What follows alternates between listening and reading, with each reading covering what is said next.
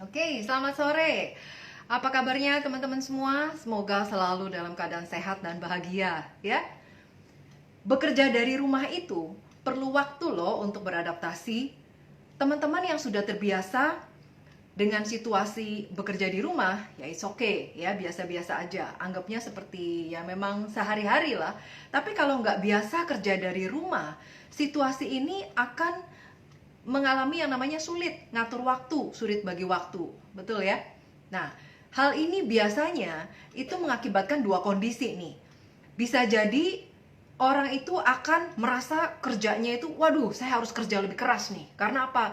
Karena di rumah itu banyak sekali gangguan, ya. Jadi akhirnya dia bekerja lebih keras di rumah. Atau alternatif kedua adalah justru lebih santai. Karena apa? Suasana di rumah kan santai, ya. Biasanya di kantor semuanya pada kerja, di sini kita lagi kerja, yang lain pada tidur-tiduran, nonton TV dan sebagainya. Jadi kepengaruh santai juga. Nah, kalau teman-teman ngerasain yang mana nih? Yang pertama, justru semakin keras kerjanya, atau yang kedua, justru kepengaruh santai. Nah, coba tuliskan di sini. Terus bagaimana dong strateginya? Strateginya agar kita bisa meningkatkan produktivitas justru ketika kita bekerja dari rumah atau work from home, ya. Nah, hari ini kita akan sama-sama menemukan jawabannya di sini. Jadi topik kita hari ini adalah strategi untuk tingkatkan produktivitas di saat work from home atau kerja dari rumah. Buat teman-teman yang baru pertama kali lihat tayangan saya, perkenalkan saya Christine Emalia. Saya founder dari Karyawan Milioner. Saya memberikan solusi khususnya bagi karyawan yang pengen banget mendapatkan percepatan income melalui bisnis internet. Nah, kalau teman-teman mau tahu apa sih kegiatan saya di komunitas, ya, apa yang saya lakukan, teman-teman juga mau dapat benefit atau manfaat yang besar dari apa yang saya bagikan. Nah, teman-teman bisa ke bio saya, ya. Di dalam bio saya itu ada banyak link. Teman-teman bisa lihat, misalnya mau nonton webinar gratis, ada ya, tinggal daftar di link itu. Atau mau ambil video-video tips dari YouTube saya, itu ada kurang lebih ada 400-an video tutorial. Teman-teman tinggal pilih aja, ada strategi internet marketing, ada cara berbisnis online, banyak di situ ya, tinggal pilih. Nah, jangan lupa subscribe sama follow ya. Oke. Hari ini saya akan mengundang seorang narasumber yang tak pernah kenal lelah untuk berbagi yang namanya inspirasi, berbagi motivasi, berbagi wisdom, ya, kebijaksanaan dan pembelajaran-pembelajaran berharga dalam hidup. Beliau ini dikenal sebagai wise. Wise itu artinya bukan orang yang bijak aja, ya. Memang wise itu kan artinya bijak, ya. Selain wise, selain memang beliau ini bijak, beliau juga wise ini ada singkatannya lagi, ya. W-nya itu adalah writer. Jadi beliau ini seorang penulis, ya. Kemudian I-nya adalah inspirator, seorang yang memberikan inspirasi. Saya banyak sekali belajar dari kisah-kisah yang beliau ceritakan. Beliau tuh jago banget ya untuk nyocokin antara satu cerita, satu tema dengan dikaitkan dengan falsafah hidup. Ya, itu enak banget.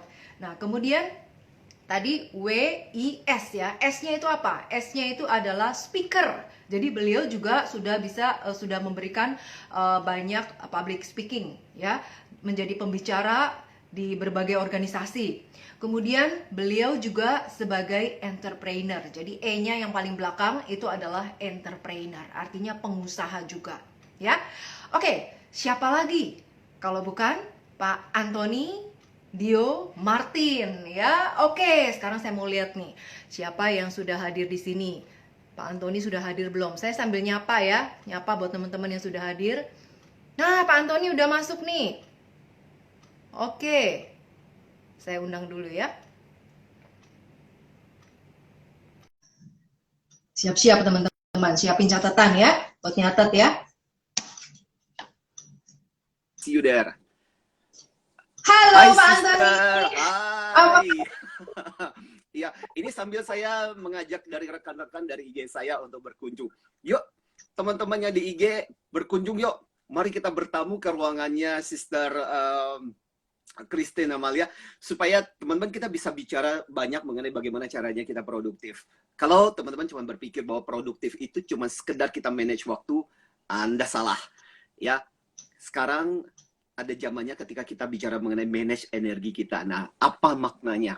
Udah deh, daripada penasaran kita ngobrol di sana aja ya, teman-teman ya. Jadi buat teman-teman yang di IG saya akan matikan. Kita akan ngobrol di tempatnya Sister Christine yang luar biasa.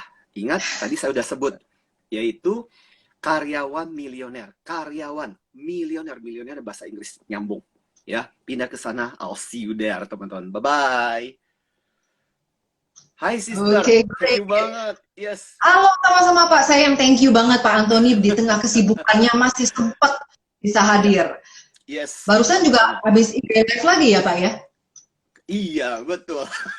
Luar Biasa biasa. kalau minggu-minggu ini biasanya hari Minggu itu adalah waktu yang saya luangkan supaya bisa share, kan lebih santai. Kalau hari biasa itu kan Oke, biasanya sibuk dengan online course, ya kadang-kadang klien yang masih oke. jalan gitu. Tapi Minggu bisa lebih santai, jadi bisa ngobrol-ngobrol, bisa sharing, bisa berbagi. Termasuk pada Oke. kesempatan ini, saya merasa kehormatan yang luar biasa bisa sharing dengan Sister Christine dan juga teman-temannya Sister Christine. Oke. Sure. Nah, Pak Antoni, thank Yes. you. Pak Antoni, mungkin di antara teman-teman ini ada yang belum tahu mengenai latar belakang Bapak nih. Nah, boleh nggak Pak? Pak Anton cerita sedikit aja Iya. perjalanan hidup Bapak, singkat aja Pak. Oke. Terus apa visi misi Bapak dan Yes. kenapa Bapak mau jadi motivator? Kan Bapak terkenal sebagai speaker motivator. Iya. Iya.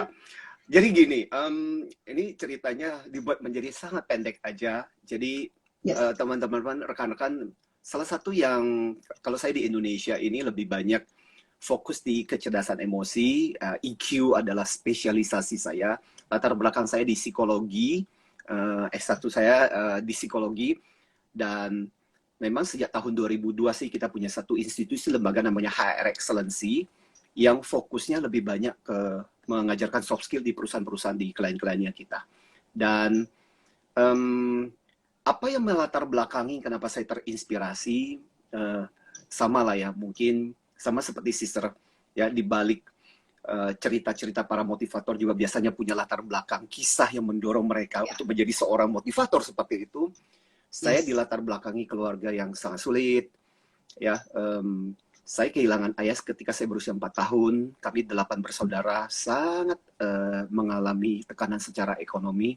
Ibu saya yang luar biasa, bekerja di tepi sungai Kapuas, ngangkut tepung terigu, tepung beras gitu, dan menjadi pembantu cuci baju. Jadi sejak kecil saya udah terbiasa hidup untuk menolong, membantu orang tua.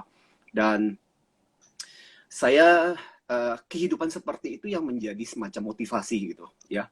Jadi buat saya adalah kadang kita bisa melihat pengalaman hidup kita itu dengan dua sisi.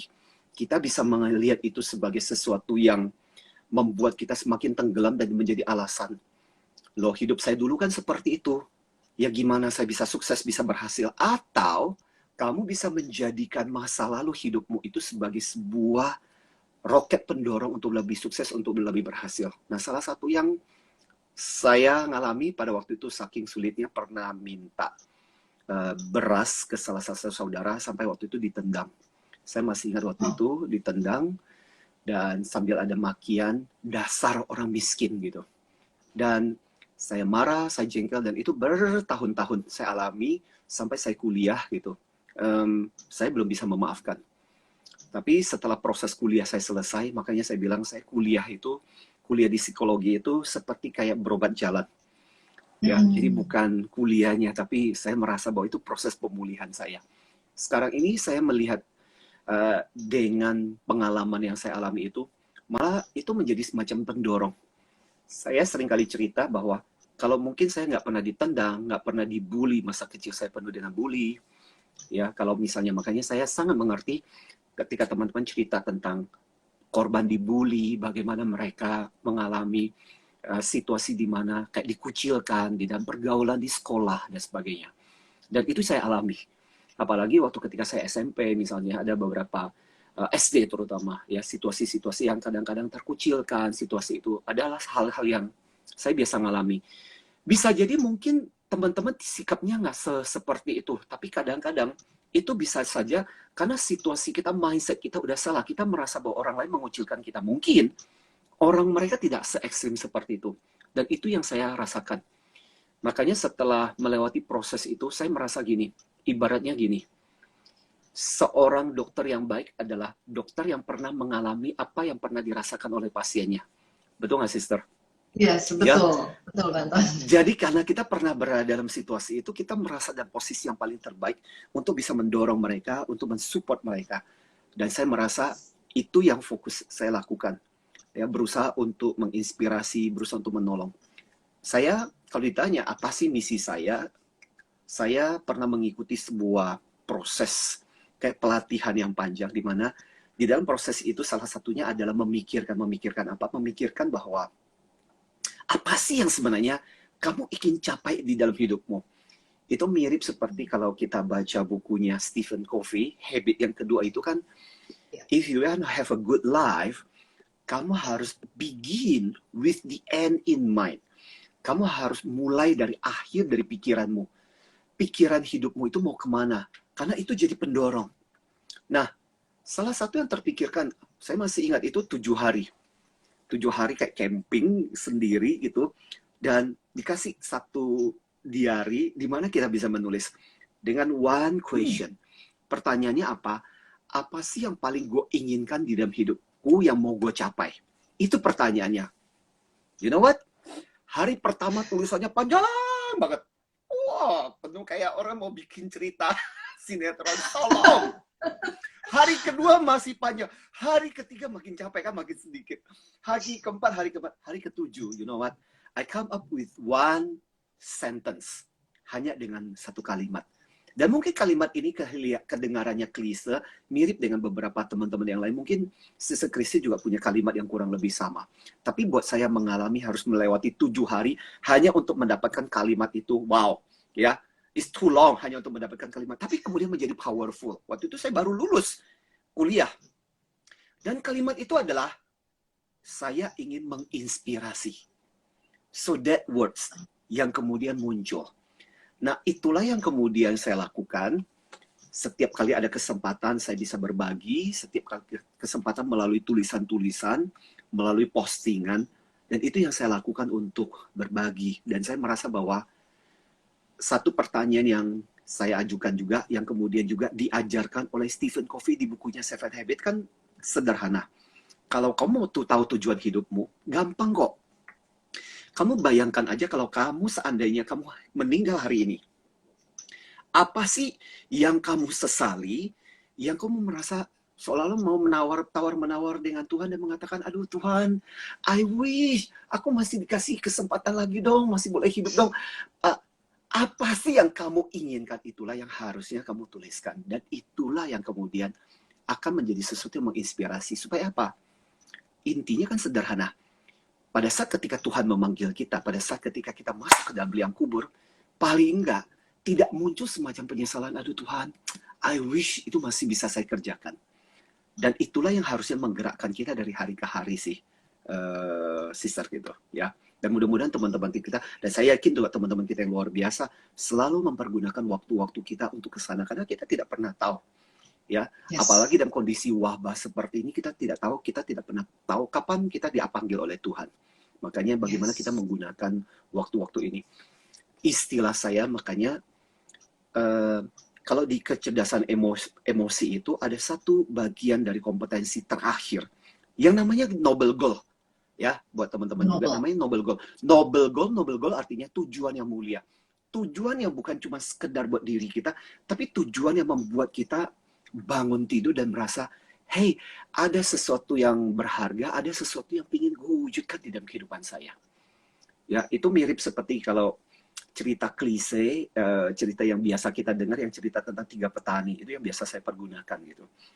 3 petani sedang menanam padi, satu ditanya, ibu lagi ngapain? Lu nggak lihat? Gue lagi nanam padi. Udah sana-sana, jangan ganggu. So, orang ini berjalan lagi ke petani yang kedua, ibu yang kedua. Bu, maaf bu, ibu lagi ngapain? Aduh, nanya lagi. Nih, 1 ladang perlu ditanam. capek banget tuh, KPI-nya satu ladang gitu. Ya, udah sana-sana jangan ganggu. Terus orang ini berjalan lagi ketemu sama petani yang ketiga. Si ibu ini happy, ceria. Terus ditanya kan, ibu lagi ngapain? Dia lihat si orang ini, oh nak, saya sedang menyiapkan penghidupan untuk orang-orang yang ada di kampung ini. Menyiapkan penghidupan. So, saya merasa bahwa tiga orang melakukan hal yang sama, but because they have different meaning, tapi karena mereka punya makna yang berbeda dengan apa yang mereka lakukan, cara mereka untuk melakukan sesuatu itu pasti beda banget. Dan saya merasa bahwa salah satu kunci penting produktivitas itu ke sana. Ketika kita punya satu tujuan, ngapain sih kita melakukan seperti ini? Saya yakin gini, misalnya contoh, nggak usah jauh-jauh lah, IG Live misalnya.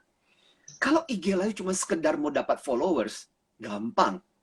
Bikin aja yang aneh-aneh, followers kita pasti akan bertambah. Tapi saya merasa bahwa bukan untuk itu deh. Kita nambah followersnya. Betul, kita mau nambah followers itu bukan karena pingin jadi populer atau terkenal atau apa, tapi kita merasa bahwa good words, sesuatu yang baik itu perlu di-sharingkan. Makanya ketika kayak Sister Christine, hey Brother Anthony, yuk sharing yuk IG Live. Saya bersemangat. Kenapa? Saya merasa bahwa ini sesuatu yang berharga yang kita bisa bagikan. You know why? Tadi saya barusan saja ngobrol dengan salah satu penulis. And I amazed dengan tulisan beliau. Dan saya termasuk salah satu yang mengagumi tulisan beliau. Dan kita kemudian chit-chat karena dia nonton IG Live saya. Dia bilang, thanks ya bro. Keep speaking the positive word. I'm so honored ketika beliau WA saya. Dan saya langsung balas balik. Saya bilang, thanks juga. Saya bilang, justru I am your fan, you know. I read so many of your articles. And you're so ini, saya bilang, so we have a good chat. Makanya kadang-kadang di IG Live ini, kadang-kadang kita tidak pernah tahu kita bertemu dengan siapa kan, sister. Nah, Yes. tapi saya punya satu teori. Teorinya saya bilang teori apa ya? Teori mewarnai. Ibaratnya online itu, dunia online, dunia internet itu kayak sebuah kanvas. Problemnya adalah kita membiarkan orang-orang dengan hoax, dengan pikiran negatif mewarnai kanvas itu, ataukah kita-kita yang positif, yang waras, mau memberikan warna juga di kanvas itu. Ini masalahnya adalah, yang sering kali terjadi adalah banyak orang-orang pemikiran yang bagus, and I believe, ini banyak teman-teman kita yang terkonek dengan kita, yang bagus, keren pemikirannya. Please teman-teman, rekan-rekan, teman-teman, kalian yang punya pemikiran-pemikiran bagus, jangan diam. Ini kanvas besar. Ini soal teori warna. Teori warna yang paling dominan itu yang akan mewarnai. Lu kebayang gak sih? Yang muncul di sana adalah warna-warna gelap, warna hitam, warna yang bikin depresif. Ataukah kita mewarnai dengan warna-warna ceria, pengharapan, warna-warna yang memberikan sesuatu yang positif. That is what we have to do, sister. Dan saya merasa itu yang bikin jadi indah ya Pak ya? Yes, betul. Dan jangan berhenti, jangan capek, jangan lelah gitu. Kalau bahasa ini jangan lelah untuk ikut berkontribusi untuk hal yang positif. Makanya saya support dengan hal-hal yang positif seperti ini, sister. Oke, luar biasa sekali ya. Ya, oke, Pak Anton, ini aja baru cerita aja sudah menginspirasi kita, Pak. Thank you so much. Nah, Pak, kita kan sudah memasuki kurang lebih 2 bulan ya masa pandemi COVID. Nah, ini kan kita nggak tahu nih mau sampai kapan, berapa bulan lagi pun belum ada bayangan kan. Nah, pertanyaannya, mindset seperti apa yang harus kita miliki untuk menghadapi masa yang nggak menentu ini, Pak Antoni? Oke. Jadi gini, saya bukan orang yang sangat demen dengan yang namanya berpikir positif self-talk, ya, and I have reason. Jadi mohon maaf buat teman-teman, saya tahu beberapa teman-teman di sini sangat getol dengan yang namanya positive mindset. Saya bukan yang berada di aliran itu, but I have in ada aliran, tapi saya punya alasan. Let me explain. Jadi teman-teman kebanyakan rekan-rekan coach dan sebagainya mengatakan, ayo kita tetap berpikir positif. Salah nggak? Nggak salah sih.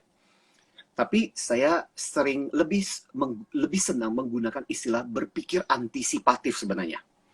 So what is the difference between berpikir positif dan berpikir antisipatif?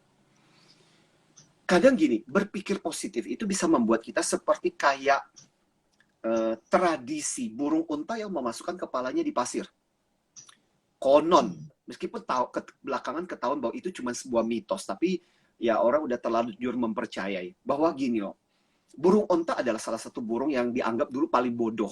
Meskipun akhirnya kemudian para ahli burung mengatakan itu nggak benar. Tapi ini mitos yang kemudian udah terlanjur dipercaya. So, apa yang terjadi dengan burung onta itu? So, burung onta itu, when they see a danger, ketika melihat bahaya, apa yang dilakukan burung onta di belantara hutan, belantara gurun hutan itu? So when they see danger, instead of lari, apa yang mereka lakukan adalah kemudian mereka memasukkan kepalanya di dalam pasir. Dan mereka berpikir, kalau mereka tidak melihat bahaya itu, maka bahaya itu tidak ada. Pertanyaan saya adalah, gimana bahayanya berlalu, betul? Dengan tubuh segede-gede gajah, segede-gede besar kayak gitu. Dan dengan gampangnya menjadi mangsa gitu loh. Ya, mangsanya macan tutul, dan sebagainya. So, akhirnya dia dianggap sebagai burung yang bodoh sekali. Tapi kemudian akhirnya muncul maka istilahnya adalah the ostrich mindset. Berpikir seperti seekor burung onta, dan itu menjadi bahan ketawaan orang-orang yang berpikir positif. Berpikir positif itu nggak apa-apa, nggak mungkin kok ini nggak terjadi. Ya gimana nggak mungkin terjadi? Sesuatu bahaya di depan mata. Maka saya termasuk yang alirannya adalah aliran berpikir antisipatif. Berpikir antisipatif itu begini, expect the best, but prepare for the worst. Kamu berharap yang terbaik akan terjadi. Berharap bahwa coronavirus ini tidak berlama-lama, kalau perlu nggak perlu sampai bulan Desember gitu, bahwa ini akan cepat berlalu, dan kita positif tentang hal itu. Positif bahwa kita akan aman-aman saja, positif bahwa kita sehat-sehat saja, dan kita berharap seperti itu. Dan itu kita bawa di dalam doa kita, di dalam sholat kita, di dalam bagaimana caranya untuk mendekatkan diri kepada Tuhan, itu bagian dari doa kita. Tapi teman-teman, jangan salah, berpikir antisipatif itu harus perlu dilakukan. Kenapa? Prepare for the worst. Kalau sampai yang buruk itu terjadi, so what we do? Dan gini loh, saya cerita dengan teman-teman bahwa teman-teman, saya memang mengajar kelas-kelas online. Saat ini saya berlangsung nih kelas, malah justru dalam masa-masa seperti ini, saya bilang saya perlu jadi contoh juga, jadi role model juga, jadi teladan juga, ya. Jangan cuma ngomong doang, karena serius, kadang-kadang sister bisa merasakan juga teman-teman yang pada kesempatan ini mendengarkan, teman-teman juga merasakan. Saya itu sampai berapa kali dikomplain sama ini. Saya tuh malas dengerin motivator, saya tuh malas dengerin coach. Ngomong mah gampang. Seriously, saya bilang, tantangan terbesar untuk menjadi seorang motivator adalah everybody can become a motivator. But, sulitnya motivator itu bukan ngomong menurut saya. Jadi sulitnya kita jadi motivator itu adalah menghidupi sejengkal demi sejengkal apa yang kita katakan. Dan kemudian menjadi contoh living example dari apa yang dikatakan. Dan menurut saya itu yang paling berat sebenarnya. Everybody can talk. Ya, makanya saya nggak heran ketika ada beberapa teman-teman yang mulai mengatakan, Pak, saya malas dengerin motivator, saya malas dengerin ini, karena isinya cuma ini. Yes. Ya, makanya hal yang terpenting adalah ketika kita melakoni itu. Nah, back to my story, saya akhirnya kemudian menggunakan waktu-waktu ini, dan saya bilang, saya merasakan justru di masa-masa COVID-19 ini, malah saya lebih sibuk. Banyak agenda yang dimasukkan. Banyak pembelajaran yang terjadi. Nah, saya berharap, teman-teman, seharusnya kita juga bisa menggunakan waktu itu seefektif mungkin. Maka di bagian ini termasuk, kalau sister mengizinkan, saya akan share beberapa website yang teman-teman bisa kunjungi, masuk ke sana, and it's free for your learning, you know. Boleh, Pak. Gratis, teman-teman bisa masuk ke sana, belajar, dan gratis. Misalnya contoh, nggak usah jauh-jauh. Minggu lalu, saya belajar tentang teknik storytelling. Kalau trainer itu kan mesti pintar storytelling. Dari timnya Pixar. Who is Pixar? Pixar itu adalah peninggalan Steve Jobs yang bikin The Toy Story, Monster Inc., Inside Out. Saya lagi demen dengan Inside Out karena IQ banget gitu. Itu kartun-kartun yang keren. Bayangkan di websitenya Khan Academy. Nah, teman-teman bisa kunjungi itu, Khan Academy. Mereka mengajarkan free. Kapan lagi? Coba teman-teman, kebayang nggak sih? Kalau lu harus belajar dari mereka, lu harus bayar berapa banyak. But, teman-teman bisa dengerin sharing mereka, bagaimana mereka membuat plot cerita dari ground zero, you know. Artinya apa? saya cuma ingin mengatakan gini loh, bagaimana di era sekarang ini kita bisa produktif dengan memanfaatkan secara produktif. Termasuk kalau obrolan kita tentang produktivitas, nggak usah jauh-jauh online aja ini. Minggu lalu, di siaran saya di Smart FM, saya bicara mengenai EQ digital. EQ cerdas emosi dengan alat-alat digital. Poin saya sebenarnya, one of my main point yang saya ceritakan sebenarnya sederhana. Gimana caranya di era kalau kita mau cerdas emosi menggunakan digital adalah kita harus belajar bukan lagi cuma jadi konsumen, bukan cuma sekedar diperalat oleh benda-benda digital ini, tapi bagaimana caranya kita bisa mulai memperalat benda-benda digital ini menjadi sesuatu yang menolong kita, termasuk produktivitas kita. Contoh sederhana, pada saat ketika, nggak usah jauh-jauh teman-teman, buat teman-teman yang menyaksikan dan hadir pada kesempatan ini, I really appreciate. Pada waktu ketika teman-teman hadir dan menyaksikan ini kita sedang menjadi produsen.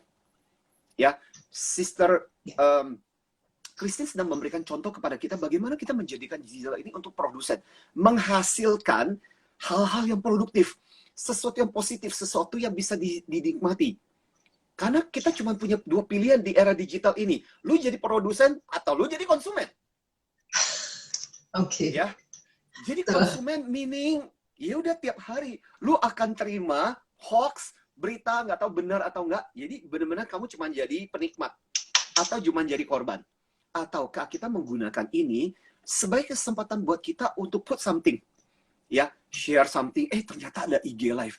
Ya, IG Live itu kan bisa untuk chat, bisa untuk ngobrol dan sebagainya, bisa kenapa kita tidak pakai buat ini kan? IG Live mungkin awalnya adalah kita bisa nyanyi bareng-bareng sama penyanyi utama kita dan sebagainya, nyanyi bareng dan sebagainya. Tapi kenapa kita nggak pakai juga untuk share kebaikan, sesuatu yang produktif? See, that's how we use. Meskipun intensi awalnya di IG Live ini kita tidak pernah tahu tujuannya apa. We don't know. But we don't care. Ya. Yes. As long as kita bisa menggunakan platform ini untuk sesuatu yang baik. Ini ibaratnya kalau saya memberikan contoh, ibaratnya orang menciptakan pisau. Mungkin yang pertama kali menciptakan pisau adalah seorang penjahat. We don't know. Tapi ketika melihat pisau ini, salah, ini pisau kita bisa potong kue, bisa motong untuk iris sayur dan sebagainya. Let's use it. Disitulah kita kemudian menjadi produsen, disitulah kemudian kita menjadi produktif dan menggunakan ini for something. Nah, ini yang perlu teman-teman lakukan dan ini menjadi, saya ingin mendorong seriously. Karena teman-teman seriously, saya bilang, saya sangat berterima kasih kepada teman-teman yang meluangkan waktu. Teman-teman bisa punya pilihan. Bisa lihat chatting, lihat yang lain-lain di IG yang lain. Tapi teman-teman meluangkan waktu di sini. But challenge saya bukan cuma saya mau challenge juga teman-teman yang pada kesempatan ini mendengarkan kita, sister. Artinya apa? Yuk, mulai sekarang jangan cuma mau diperalat, jangan cuma mau jadi konsumen. Mulai sekarang pikirkan postingan apa. Kalau teman-teman merasa ragu nanti, tapi pantaunya nanti postingan saya bagus atau enggak dan sebagainya. Who cares? I tell you one. Teman-teman, aku mau cerita satu hal tentang haters boleh. Dan itu yang selalu saya bilangkan. Jadi gini, banyak orang yang takut memposting karena nanti kata-kata orang seperti apa. Peduli amat, masa bodoh. Dan misalnya contoh, IG saya sekarang 24.000 followers. Orang bilang, ih keren banget. No. Gue bilangin, with many followers, hatersnya juga banyak. Ya, jadi kadang-kadang apa yang terjadi, tahu nggak rekan-rekan? Ketika lu postingkan sesuatu, mungkin intensi lu baik, tapi kita nggak pernah bisa tahu persepsi orang seperti apa. Jadi kadang-kadang yang terjadi adalah, persepsimu udah bagus nih. Pasti sistem juga ngalami ya. Seringkali postingan niatnya baik guys, for educating somebody. Tapi ada aja orang negatif. Alah, kayak gini. Tapi buat saya adalah, saya nggak peduli. As long as niat kita baik, as long as niat kita adalah sesuatu yang membangun, peduli amat kata orang. Paling bagus adalah kita ingat itu loh, cerita tentang seorang bapak dengan anaknya yang bawa kambing ke pasar. Jadi, not actually kambing, it's keledai. So, bawa keledai ke pasar, di tengah jalan, ya mereka kan berdua, di samping kiri kanan, bawa keledai itu pasar, di samping kiri kanan ada yang komentar, ini bapak sama anak bego banget ya, kenapa itu keledai nggak ditunggangi aja? Terus bapaknya pikir, iya juga ya. Akhirnya kemudian bapaknya naiklah ke atas. Anaknya disampingkan, keledai nggak bisa berat-berat banget. Di tengah jalan, terus ada yang komentar lagi. Ih, bapak ini pasti bapak yang kejam banget. Masa dia naik ke atas keledai dan anaknya nggak dinaikin? Ini pasti bapak yang kejam. Dia mikir-mikir, iya juga. Terus dia turun. Anaknya yang dinaikin ke keledai, jalan lagi. Di tengah jalan ada lagi yang berkomentar. Ini pasti anak durhaka. Lihat tuh, bapaknya udah tua. Masa bapaknya nggak naik ke keledai, sementara anak yang naik keledai ini pasti anaknya kelak nanti jadi anak durhaka. Akhirnya bapaknya pikir lagi, bingung. Udahlah, terlalu banyak komentar. Tahu apa yang mereka lakukan? Akhirnya keledai itu diikat, mereka berdua gotong keledai itu ke pasar. Kecapean, setengah mati. And I love this story. Dan saya suka dengan cerita ini apa? Karena cerita ini mengajarkan kepada kita. Mau kita lakukan apapun, pasti akan muncul komentar. Mau apapun yang dikerjakan, opini akan muncul. Tapi selama bahwa apa yang kita lakukan itu niatnya baik, sesuatu yang niatnya luhur, peduli amat apa kata-kata orang. Dan kita harus terus-menerus melakukan. Nah, ini harus kita kerjakan dengan ini. Supaya apa? Betul-betul bagian yang ini. Produktif itu adalah outputnya menjadi sesuatu yang bagus. Hukum produktivitas kan seperti itu. Bahwa ketika input yang kita berikan menghasilkan output yang lebih berdampak, output yang lebih luar biasa. That is productivity sebenarnya. Dan itulah yang mesti kita pikirkan di tengah-tengah situasi seperti ini. Soalnya yang saya khawatirkan adalah begini, sister. Maka bicara mengenai productivity. Sorry kalau saya jadi menggebu-gebu. Karena gini, jadi bersemangat. Karena gini, khawatirnya adalah banyak yang ngomong begini. Sister Christine banyak bicara mengenai bagaimana jadi karyawan yang punya mindset yang bagus gitu. Karena gini, khawatirnya adalah banyak yang kemudian berkata, Pak Antoni, aduh, saya bingung harus ngapain di tengah kondisi work from home ini. Malah lebih banyak malas-malasannya, malah lebih banyak membuang-buang waktu. Dan itu bahaya banget loh. Dan aku bilang apa? Ingat hukum 21 jam itu, 21 hari itu. When after 21 days itu menjadi habit. Celakanya adalah kalau kita melewati proses ini dan kita udah terbiasa dengan kemalasan itu. Akhirnya pada saat ketika COVID ini berlalu, yang terjadi adalah malah kita membangun habit malas itu. Ya, maka yaitu tantangan terbesar buat kita adalah bagaimana kita mulai menciptakan habit-habit yang produktif itu di dalam kehidupan kita. Kurang lebih seperti itu, sister.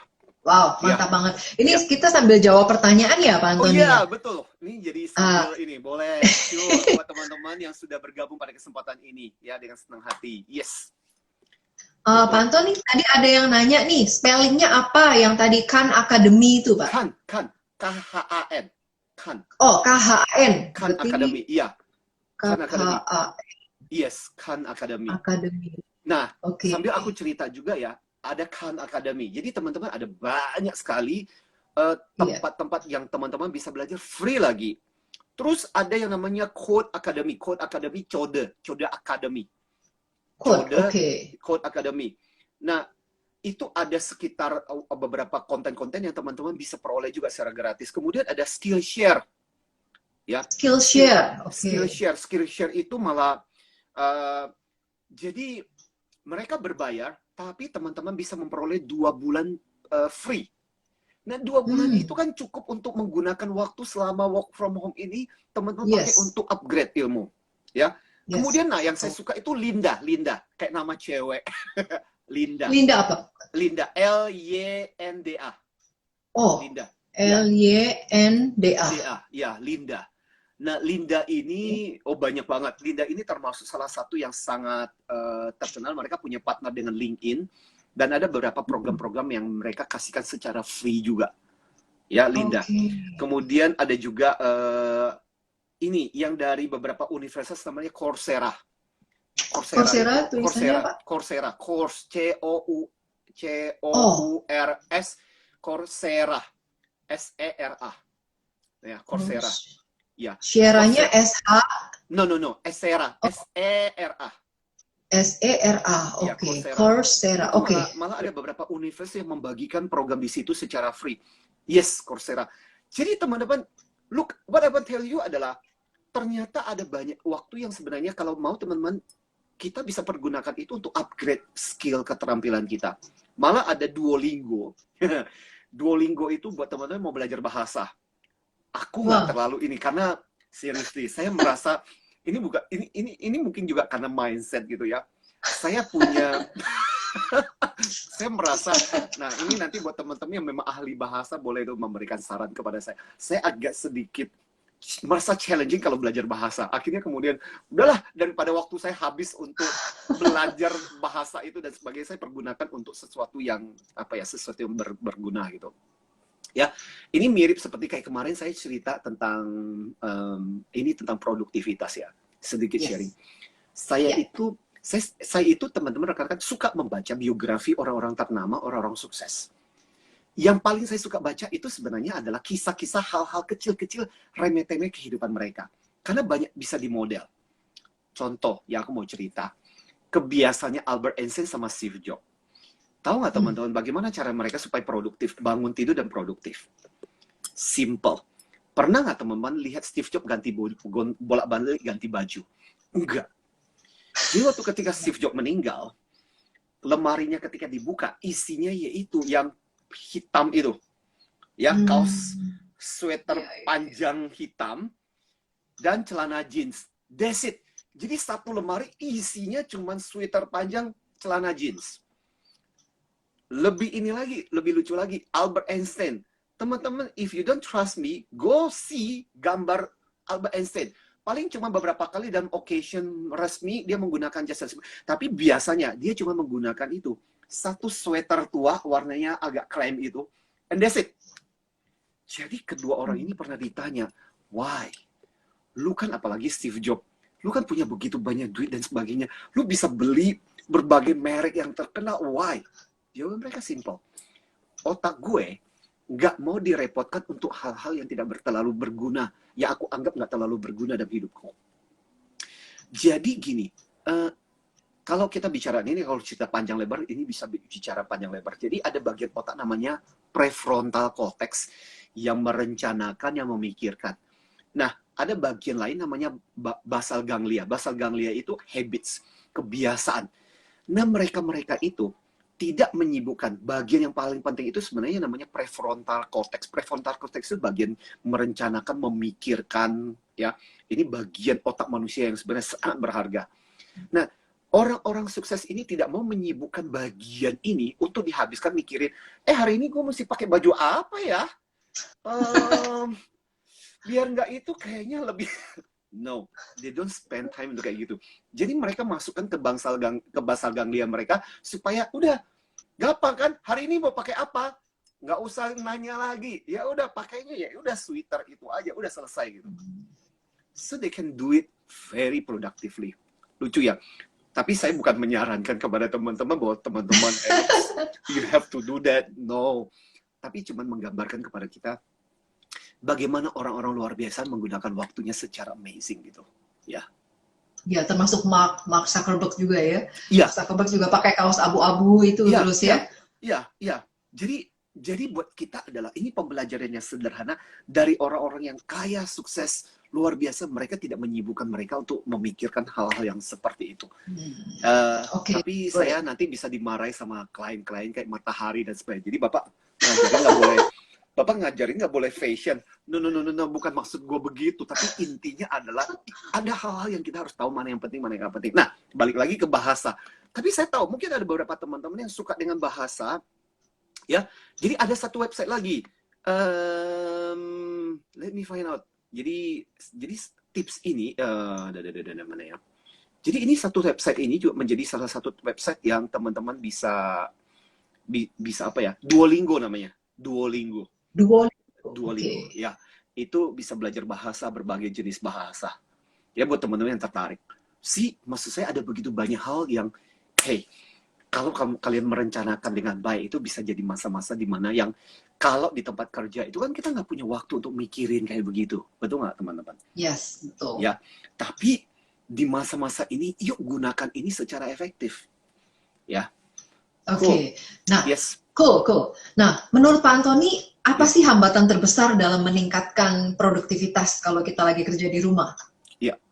um, again. Tadi saya sempat agak itu Oke, distraksi dengan karena membaca tadi. Oke, yes, oke. sorry. Apa hambatan terbesar Ya, menurut Pak Antoni? Apa sih hambatan terbesar kalau kita lagi work from home di rumah nih, yang kita oke, harus atasi, kita harus bisa atasi ini? yes, very easy.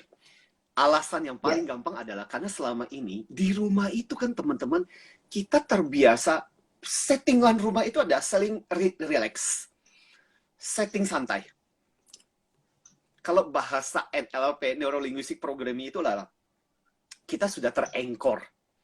Anchor-nya kita, terbiasanya kita, terpolanya kita. Jadi kalau balik lagi ke otak kita itu basal ganglia yang terbiasa dengan rutinitas kita, itu menganggap rumah itu tempat santai, relax. Apalagi buat teman-teman yang selama ini rumah, kos juga bisa, jam 8 sampai jam 5 Anda sudah berangkat ke kantor.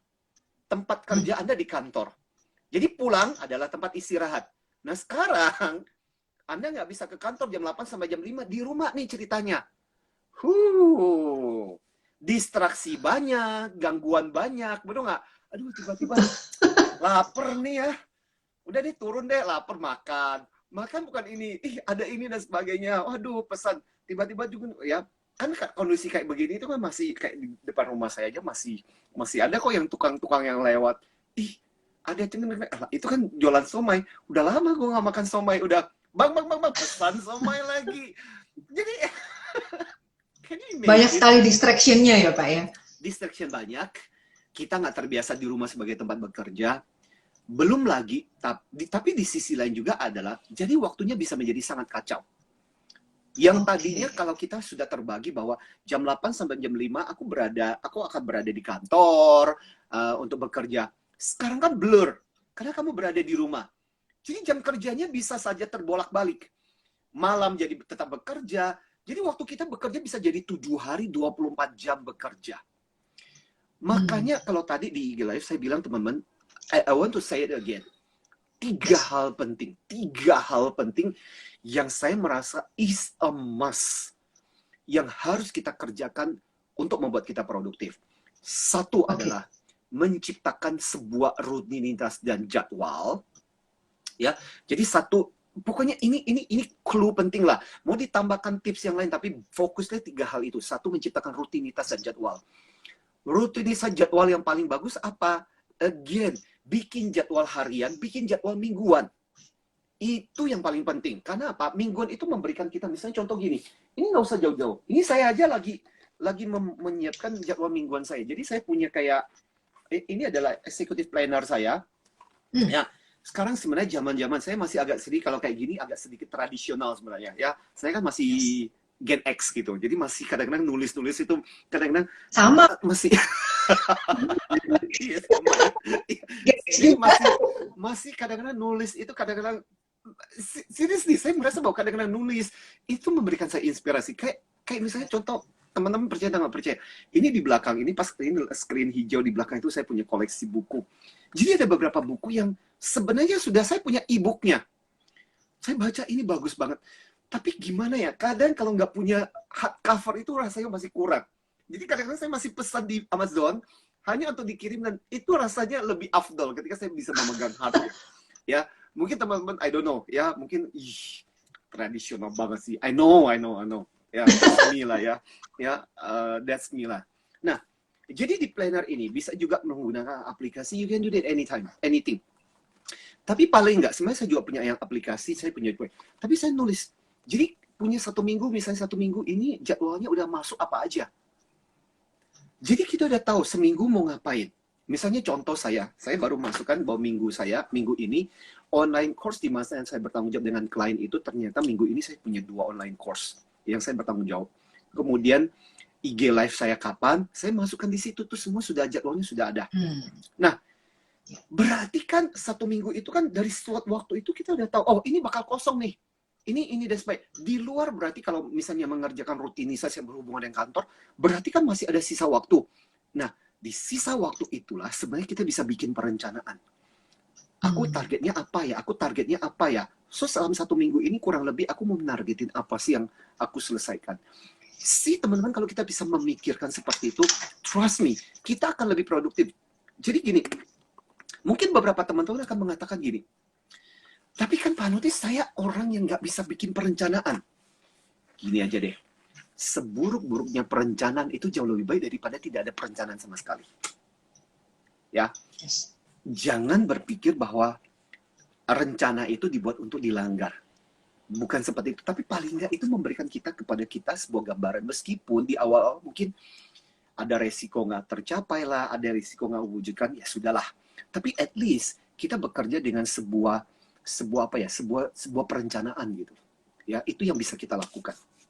Nah, yang kedua tadi ada jadwal rutin. Yang kedua adalah bikin spot di mana kita mengkondisikan tempat itu tempat bekerja.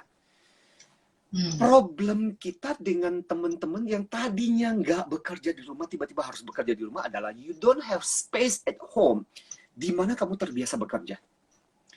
Ciptakan itu. Gua nggak peduli ruangan lu cuma sebesar apa, bikin kayak space apa, kayak taruh kayak di situ. Pokoknya ini ruang di mana aku akan bekerja.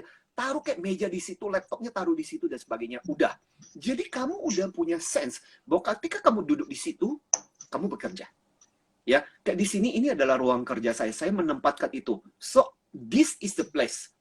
Ketika saya butuh inspirasi, ketika saya bekerja, ketika saya melakukan pekerjaan-pekerjaan saya. So, kondisikan itu. Nah, yang ketiga yang paling penting, nah ini juga penting tadi, memanage distraksi. Karena kalau kita tidak belajar untuk manage distraksi, trust me teman-teman sekalian, itu akan, mau gimana pun akan susah. Ya, tiba-tiba lagi kerja, muncullah gangguan. What happened?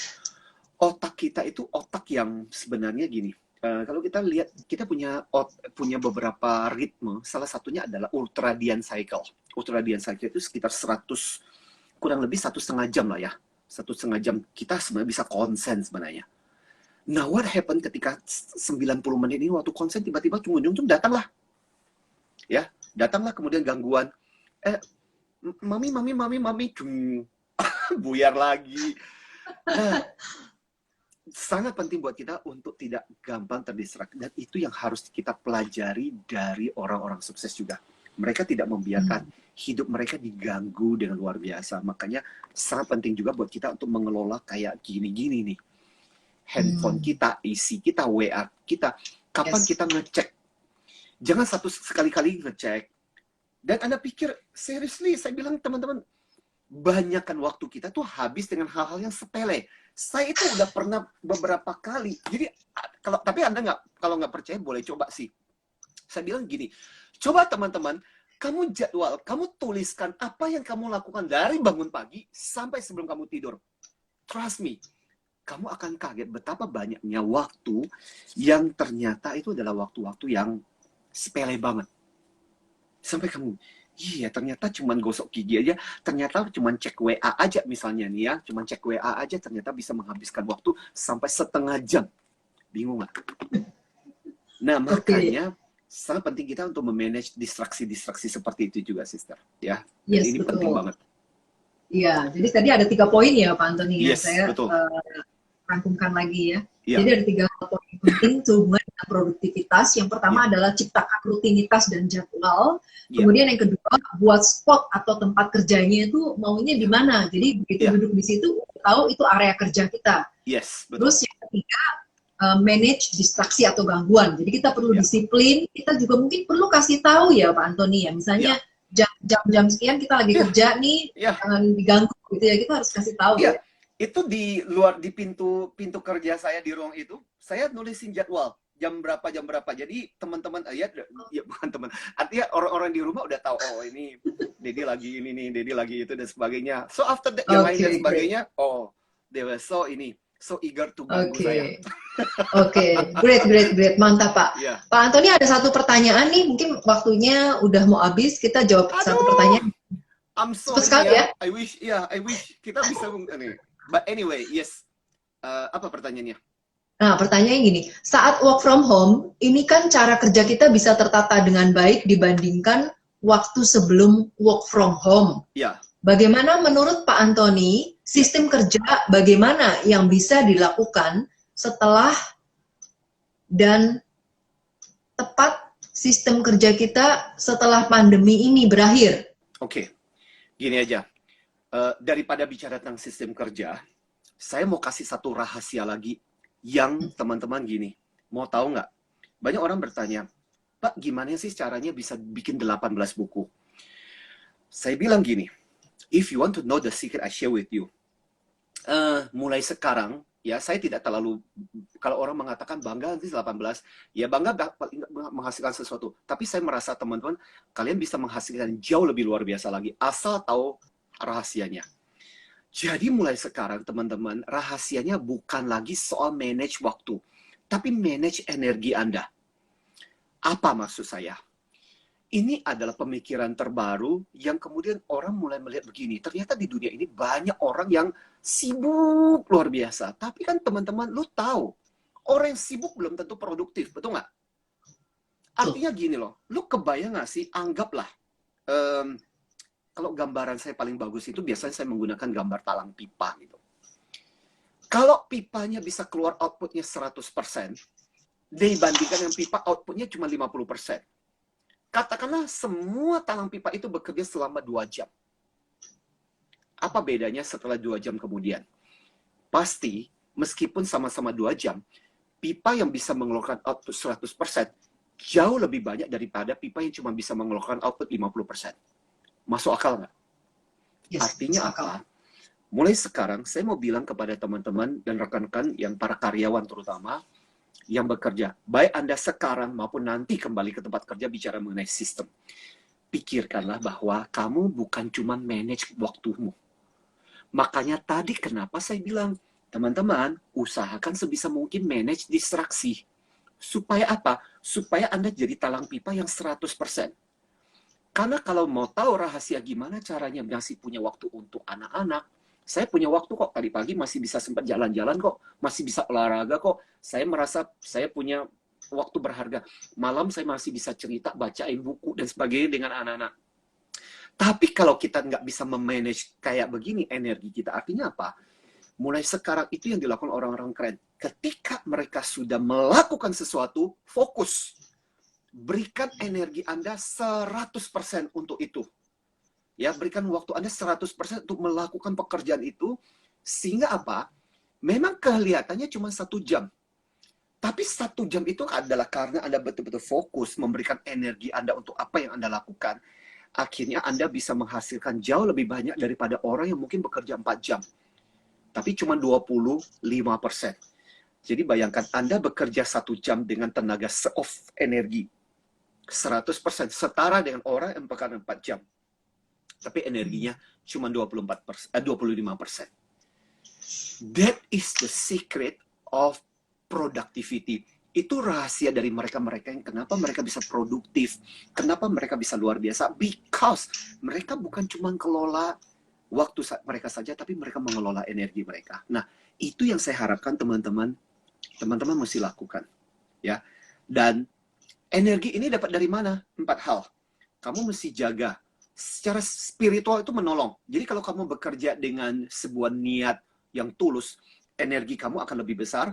2, mental tadi, pikiran kita jangan terlalu banyak terganggu supaya kami bisa fokus.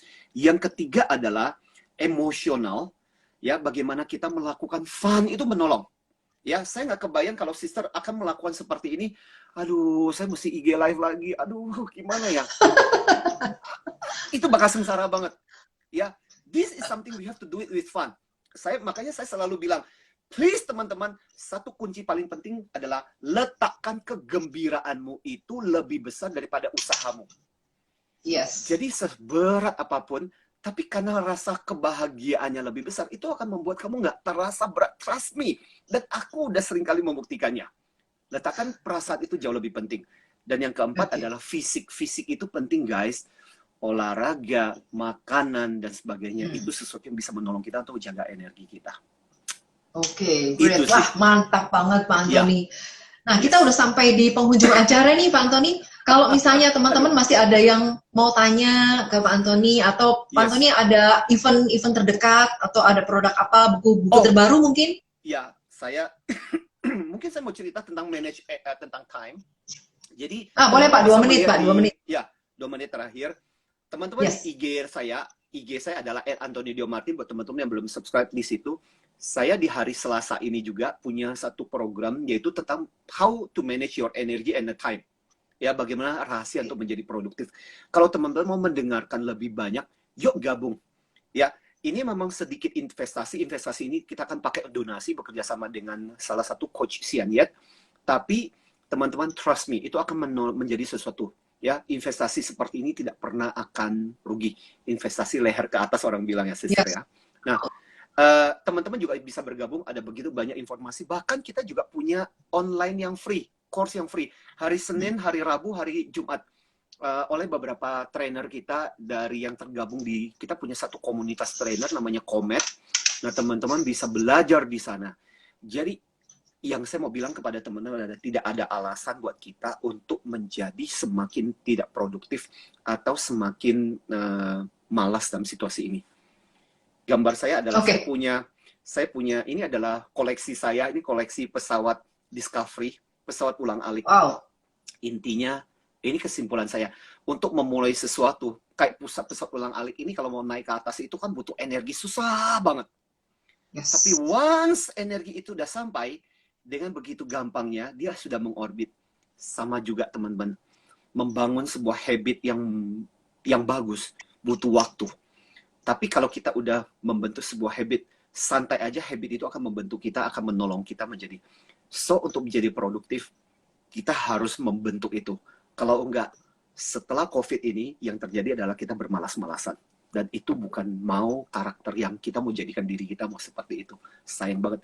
Kalau sampai akhir hidup kita, ternyata kita nggak menghasilkan apapun. So, mari kita bangun ke habit yang positif itu, meskipun dalam situasi ini. Gitu sih, Sir. Yes. Oke, Yes. great. Mantap Yeah. sekali. Semoga teman-teman bisa mendapatkan manfaat, inspirasi dari Pak Anthony Diomartin ya. Nah, Pak Thank you Anthony, banget, sister, Pak, yang mengorganize, yang dengan thank you sukacita so mau much, Pak berbagi. Anthony. Iya, Iya. ini kehormatan saya juga bisa bersharing, berbagi. Thank you banget buat teman-teman. Keep produktif ya.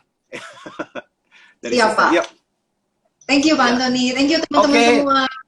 Jangan Yes, lupa, kalau begitu. teman-teman, IG-nya Pak Anthony ya, di-follow IG Pak Anthony Diomartin, IG Karyawan Milioner juga, supaya Yes, teman-teman betul. dapat ternotifikasi ketika Yes. saya IG live bareng bersama narasumber hebat lainnya. Oke, selamat sore semuanya. Terima kasih Pak Yes. Anthony. Thank you Bye. semuanya. Bye-bye semuanya. Bye. Bye. Keep antusias. Bye.